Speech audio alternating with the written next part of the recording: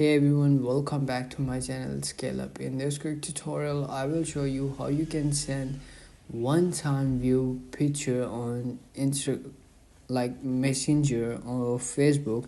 It's super easy to do. Let's get started. Open up your Messenger app and then go to the chat. There you want to send a single view image like that. I will show you how you can do it. Go to the gallery and select the video or the image that you want to send it to your friend, and as you can see over here at the bottom you will see the three options over here, one, and also you can see over here edit and send. You have to simply click on one, and then you will see over here this menu pop-ups over here, and then click on OK, and then click on send, and it's gonna be send it in once.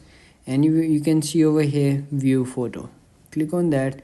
You can see over here this image I have sent it in once. You can see on the top, you will see this, and that's it. That's how you can do it. If you found this video helpful, don't forget to like my video, subscribe my channel Scale Up, and also drop me a comment for more tips and tricks videos. Thanks for watching. See you in the next video. Have a nice day. Bye bye.